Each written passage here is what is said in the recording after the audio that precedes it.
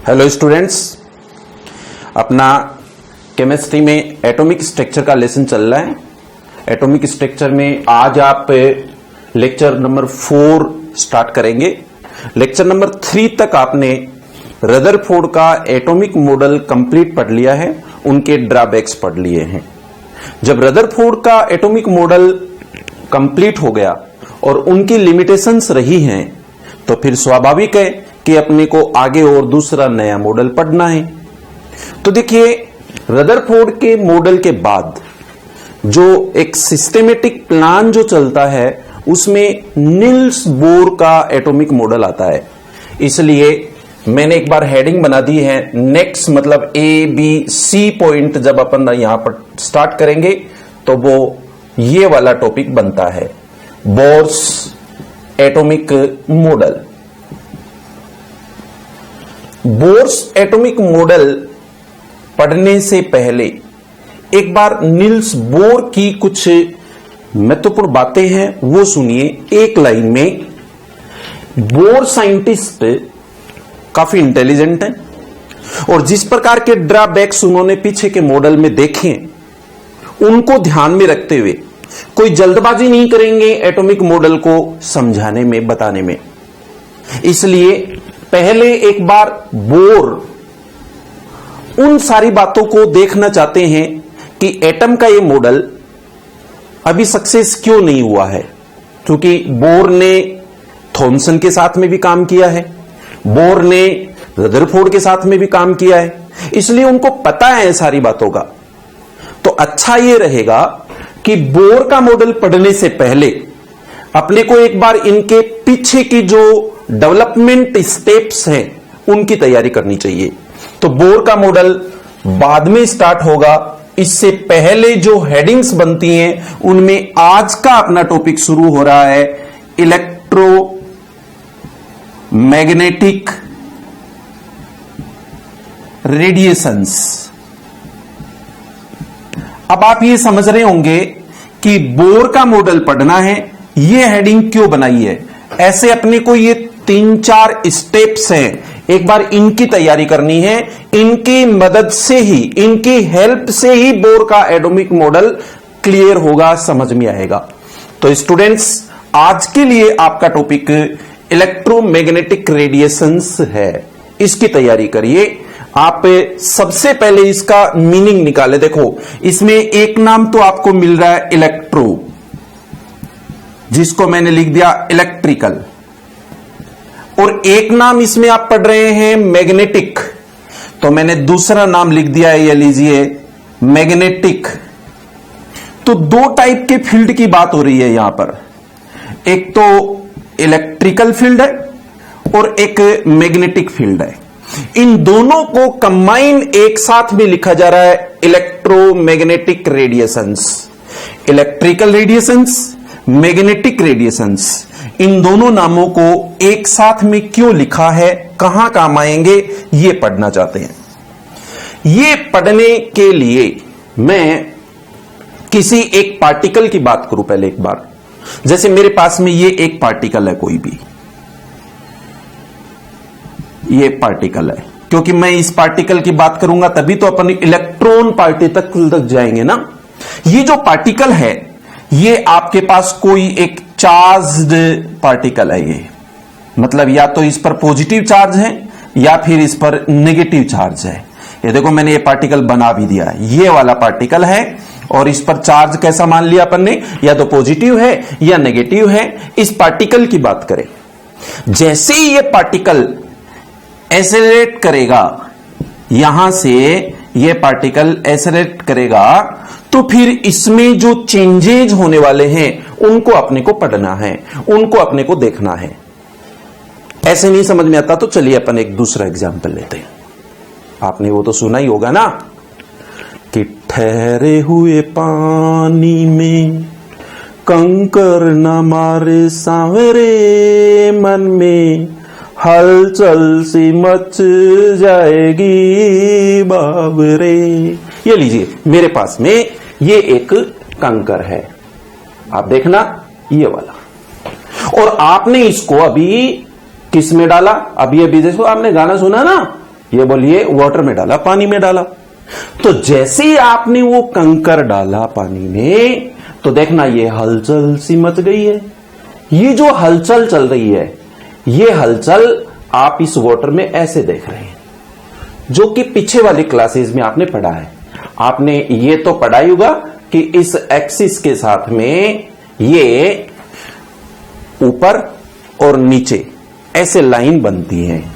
इस वाली लाइन को, ये ऊपर की ओर जो जा रही है, इस लाइन को बोला जाता है क्रेस्ट। ये है क्रेस्ट। और ये जो नीचे वाली ये जो लाइन आ रही है, इसको बोला जाता है ट्रफ। दो नियर बाई क्रेस्ट जो होती है, ये देखो, एक ये क्रेस्ट और बनाइए, इन दोनों के बीच की जो डिस्टेंस है, जो लेंथ है, उसको बोला जाता है वेव लेंथ। आपके ये नाम 10th क्लास में भी समझ में आया होगा।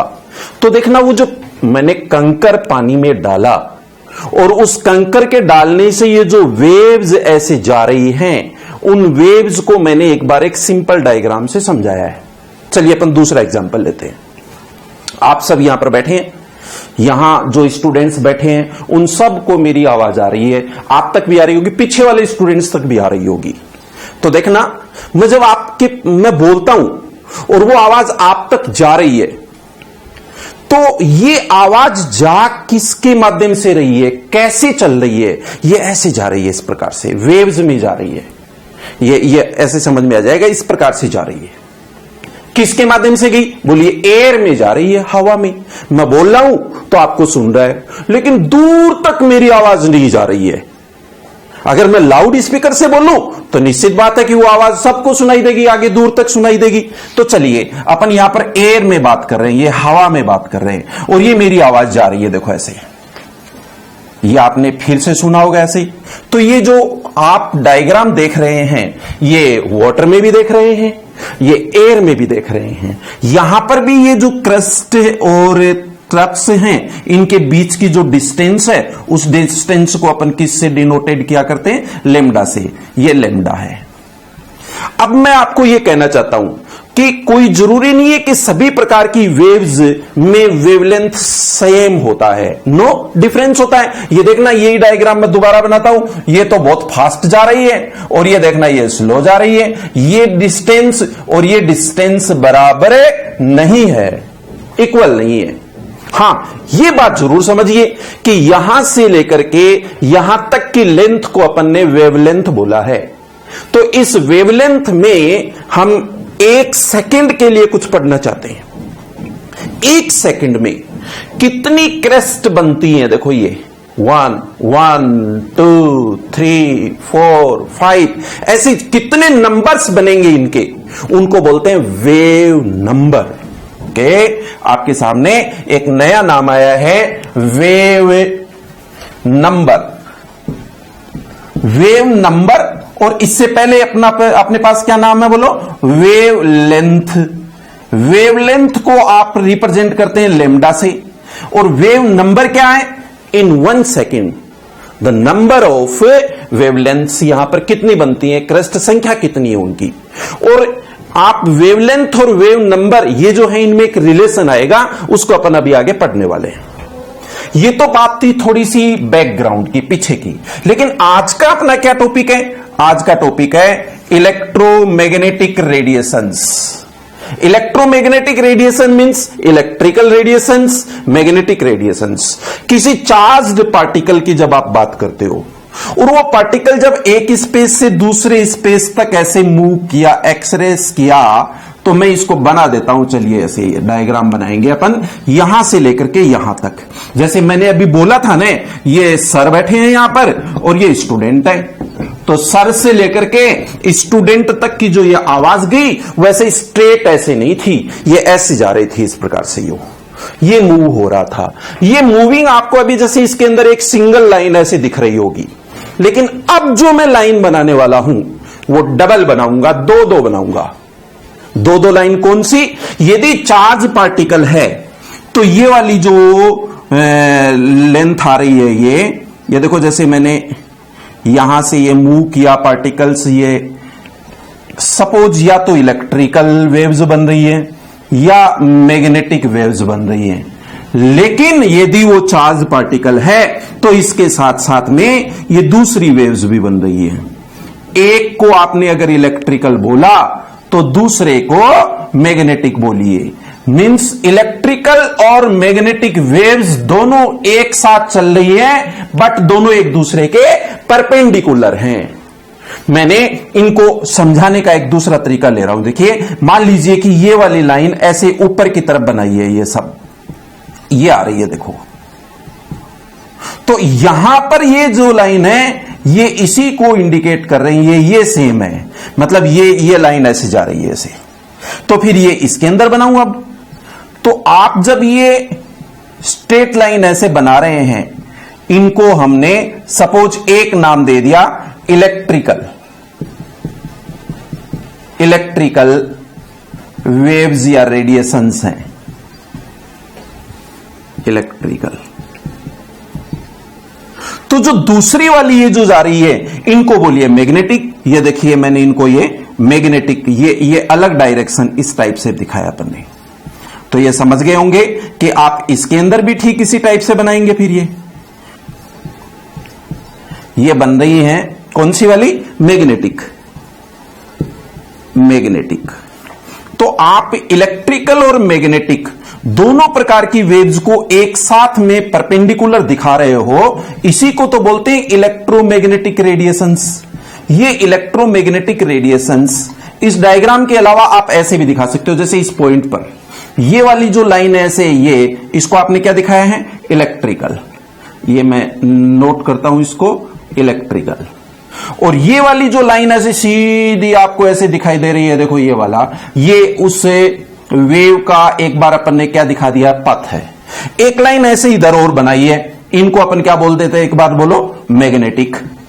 ये मैग्नेटिक फील्ड की बन रही है। तो इलेक्ट्रिकल और मैग्नेटिक दोनों टाइप की वेव्स परपेंडिकुलर दोनों एक साथ चलती हैं। ये बात एक नाम में बोलिए, इलेक्ट्रोमैग्नेटिक रेडिएशंस। ये इलेक्ट्रोमैग्नेटिक रेडिएशंस यहां क्यों पढ़ रहे हैं? इंपॉर्टेंट बात ये है, इसलिए पढ़ रहे हैं कि हमारे पास में एक एटम होगा, उस एटम में यहां इलेक्ट्रॉन्स की मूविंग होगी। इलेक्ट्रॉन क्या है? इलेक्ट्रॉन एक चार्ज्ड पार्टिकल है। इस चार्ज पार्टिकल को पढ़ने से पहले इसका जो बेस है वो पढ़ना चाहते हैं। पहले एक बार बोर इनकी पूरी स्टडी बताने से पहले इससे रिलेटेड जो भी टॉपिक है वो प्रिपेयर करना चाहते हैं। मैं समझता हूं शायद आपने अब तक की ये जो टॉपिक पढ़ा है इतना आपके प्रिपेयर हुआ होगा। यदि हां तो आप ऐसे यस करिए, उसको ओके करिए और थोड़ा आनंद लीजिए। थोड़ा सा अपन आगे बढ़ते हैं कि आपने जो इलेक्ट्रोमैग्नेटिक रेडिएशन यहां पर लिखा है, इससे कौन से साइंटिस्ट का रिलेशन है और किसने कैसे कैसे क्या समझाया था, वहां चलते हैं अपन। पढ़िए, एक साइंटिस्ट जिनका नाम न्यूटन था, उन्होंने लाइट के पार्टिकल्स को, ऐसे लाइट के पार्टिकल्स को यूं माना था कि लाइट जो आती है वो पार्टिकल्स के रूप में होती है। ओके, लेकिन इसमें अब करेक्शन हुआ था, थोड़ा सा चेंज हुआ था इन साइंटिस्ट के द्वारा। क्लर्क मैक्सवेल ने इस लाइट पार्टिकल को यानी फोटोन पार्टिकल को एक चार्ज्ड पार्टिकल मानते हुए इनकी रेडिएशन कैसी मान ली है? इलेक्ट्रोमैग्नेटिक। यानी ये जो इलेक्ट्रोमैग्नेटिक रेडिएशन अपन बोल रहे हैं वो हमें कहां से शुरू करेंगे? बोलिए, लाइट के फोटोन पार्टिकल से। तो लाइट का जो ये फोटोन पार्टिकल है वो और ये एटम का जो इलेक्ट्रॉन पार्टिकल है वो दोनों के रिलेशन एक समान आएंगे। चेंज कुछ नहीं है। ये इलेक्ट्रोमैग्नेटिक रेडिएशन क्या है? हम आप इसको डायरेक्ट ऐसे बोल सकते हैं, ए फॉर्म ऑफ एनर्जी। एनर्जी का एक रूप है ये कैसे? मैंने बोला ना कि जैसे कंकर डाला पानी में, तो वो कंकर क्या है? एक एनर्जी है। उस एनर्जी के कारण वो एनर्जी आगे वाइब्रेट हो रही है, ऐसे जा रही है, तो वो भी क्या है? एनर्जी सप्लाई हो रही है। तो इलेक्ट्रोमैग्नेटिक रेडिएशन एनर्जी का एक फॉर्म है, जिसको हमने ऐसे दो टाइप से बताया है, जिसमें आप ऐसे समझ लीजिए, आप उधर बैठे हैं, मैं इधर खड़ा हूं, तो मेरे से आपकी तरफ ऐसे वेव जा रही है, यूं ऐसे जा रही है, आपसे और मेरे से साथ में ऐसे जा रही है। अब मैं इसी के साथ में दूसरा वे बताता हूं, ऊपर और नीचे, ऐसे ऊपर और नीचे जा रही है। तो यदि इलेक्ट्रिकल रेडिएशंस ऐसे ऊपर नीचे यूं चल रही है, ऐसे चल रही है, तो मैग्नेटिक रेज इनके साथ साथ में आपकी तरफ और मेरी तरफ ऐसे चल रही है। ये दोनों एक दूसरे के परपेंडिकुलर होती हैं, दोनों एक साथ चलती हैं, दोनों की वेवलेंथ सेम होती है, दोनों की वेव नंबर सेम होती है, इनमें कोई डिफरेंस नहीं होता। हां, अलग अलग रेट, अलग अलग पार्टिकल के लिए ये अलग अलग हो सकती हैं। अच्छा, एक बात और इंपॉर्टेंट इसके अंदर, कि जैसे मैंने अभी बोला था कि उसके लिए मीडियम वाटर चाहिए या मीडियम एयर चाहिए। स्टूडेंट्स अच्छे से सुनिए कि इलेक्ट्रोमैग्नेटिक रेडिएशंस वैक्यूम में भी मूव होती हैं, निर्वात में भी ठीक इसी प्रकार से चलती है, इसलिए कंफ्यूज नहीं रहे, इनके लिए किसी मीडियम की आवश्यकता नहीं है। जैसे मैंने बोला ना कि एयर या वाटर की रिक्वायरमेंट है, वहां पर मेरी आवाज आप तक पहुंचती है तो एयर की जरूरत है। वो पत्थर जब गिरा पानी में, उससे ये वाइब्रेशन हो रहा था, तो वो वाटर मीडियम का काम कर रहा था। बट इलेक्ट्रोमैग्नेटिक रेडिएशंस के लिए किसी मीडियम की जरूरत नहीं है। यहां इस टॉपिक से रिलेटेड अपन जो वेवलेंथ, फ्रीक्वेंसी और जो नंबर ऑफ वेव्स पढ़ना चाहते हैं, उनको ऐसे भी प्रिपेयर कर सकते हैं। इलेक्ट्रोमैग्नेटिक रेडिएशन का ये एक पार्ट है जिसको अपन यहां पर प्रिपेयर करना चाहते हैं। देखिए, आपने ऐसा तो पढ़ा ही होगा कि अपने पास ये लाइट का एक जो ग्रुप होता है 10 टू द पावर 0 से शुरू कर देता हूं एक बार आपको याद रखने के लिए। 10 to the power 2, 10 to the power 4, 6, 8, 10, 12, 14, 16, 18, 20, 22 and 24। ये मैंने एक रेंज नोट की है जो कि इंक्रीजिंग ऑर्डर दिख रहा होगा आपको, ऐसे ही 10 टू द पावर 0 से 10 टू द पावर 24 तक लिखा है। और ऐसे अगर मैं लाइन खींच दूं तो ये डिक्रीजिंग ऑर्डर दिख रहा होगा, इसलिए आप यहां पर तो लन रखेंगे फ्रीक्वेंसी, ये फ्रीक्वेंसी इंक्रीज हो रही है, और यहां पर लन रखेंगे वेवलेंथ, ये वेवलेंथ क्या हो रहा है, इसके साथ साथ में डिक्रीज हो रहा है। आप ये क्या पढ़ना चाहते हैं, ये पढ़िए कि आपको जैसे विजिबल एरिया क्या है वो याद रखना है। 10 टू द पावर 14 और 10 टू द पावर 16 के बीच का ये जो स्पेस माना जाता है, ये विजिबल स्पेस होता है। विजिबल स्पेस का मतलब क्या है, आपने ये तो पढ़ ही रखा होगा पहले से, मैं समझता हूं। जैसे अपन लिखा करते हैं ना सिंपल में, VIBGYOR, तो 1 2 3 4 5 6 7, ये क्या है बोलना, बोलिए 7 टाइप के कलर हैं, ये विजिबिलिटी एरिया है। इस विजिबिलिटी एरिया के राइट साइड और लेफ्ट साइड ये जो अपने को स्पेस दिख रहा है, ये वेवलेंथ और फ्रीक्वेंसी पर ही डिपेंड करता है। जैसे आप यहां पर पढ़ते हो TV and radar, TV and radar का area 10 to the power 0 to 10 to the power 4 तक हो गया है। फिर अपन पढ़ते हैं जैसे रेडियो, FM या AM, उसके बाद आता है माइक्रोवेव्स, उसके बाद में आता है अल्ट्रावायलेट, उसके बाद में आता है इंफ्रारेड, उसके बाद में आता है एक्स रेज, उनके बाद में आता है गामा रेज। और ये फ्रीक्वेंसी कंटिन्यूअस इंक्रीज हो रही है, ये वेवलेंथ डिक्रीज हो रही है, ये टॉपिक इसके साथ ही ऐड होता है। मैं तो यहां पर एक बार बात केवल किसकी करना चाहता हूं, विजिबल। ये विजिबल एरिया जो है ये क्या है, बोलिए 10 टू द पावर 14 और 16 के बीच में होता है। और इस विजिबल एरिया में ये जो 7 टाइप के कलर होते हैं, उनके लिए आपको वेवलेंथ लन रखनी है 752.400 nm, नैनोमीटर तक। ये नैनोमीटर क्या है, 1 nm is equals to 10 to the power -10 metre होता है। जब अपन न्यूमेरिकल सीखेंगे, क्वेश्चन पढ़ेंगे, तब इसमें अपने और टॉपिक क्लियर हो जाएगा। मैं समझता हूं आप सबके ये टॉपिक समझ में आया होगा। Thank you, best of luck.